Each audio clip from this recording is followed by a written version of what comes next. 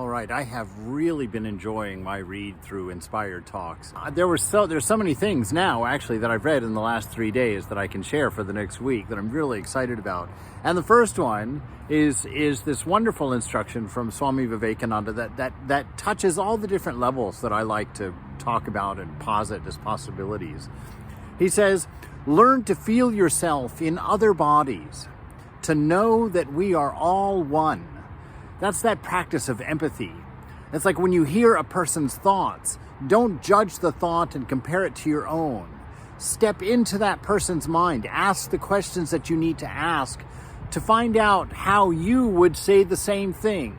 Because in fact, they are you in a different mind, different body.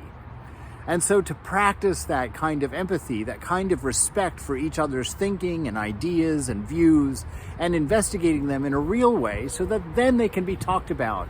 Now, this is a tough one, but it's a great one. So he says, learn to feel yourself in other bodies, to know that we are all one. Throw all other nonsense to the wind.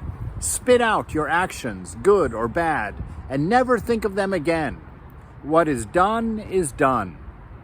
Throw off all superstition. Have no weakness, even in the face of death. Do not repent.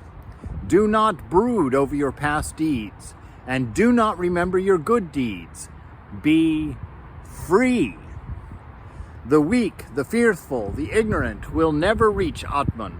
You cannot undo the past. The effect must come. Face it, but be careful never to do the same thing again. Give up the burden of all deeds to the Lord. Give all, both good and evil. Do not keep the good and give only the bad. God helps those who do not help themselves. Drinking the cup of desire, the world becomes mad. As day and night never come together, so desire and the Lord can never come together. Give up desire.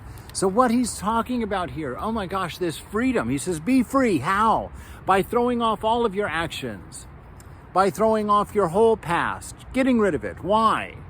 Because placing yourself in your past, holding on to your past actions, drives these little tiny spider webs of relativity, comparing you to everything that they're associated with in the mind. You see, and by having a memory, you identify with it. Oh, I'm a bad person. Oh, I'm a good person. Oh, I'm a great person. Oh, I'm an ugly person. I'm a fat person. I'm a blah, blah, blah, blah, blah, blah, blah. When the reality of it is you are that. Ever free and ever pure. So how do we know this? By letting go of the past. Just simply letting it go. Because every action, whether it's good or bad, has a reaction that we have to endure.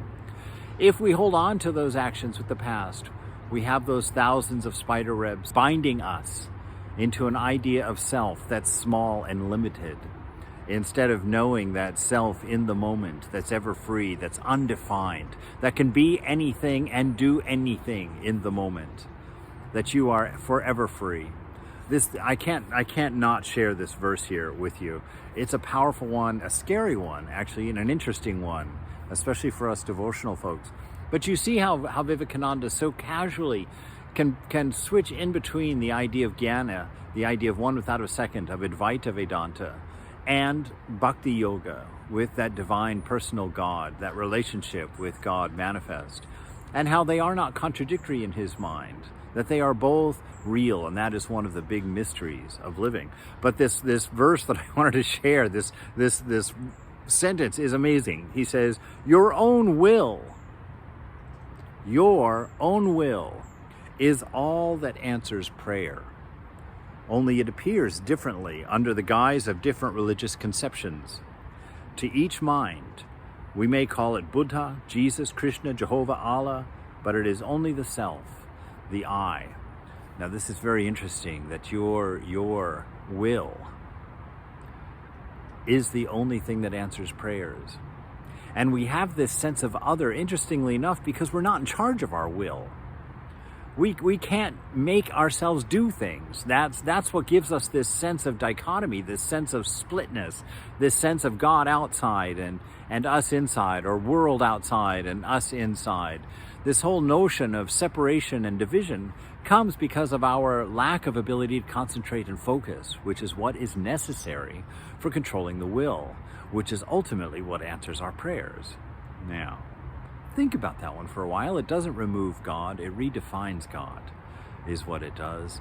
It makes God much more real and much bigger and much more powerful, and really puts you on the line for realizing your nature and for coming to terms with what you are, who you are, when you're free of the past, free of desire, free of the future, unhinged from all of the defining attributes that keep you stuck in the path that you're on, that keep your will unable to be controlled or to be brought under your own guise.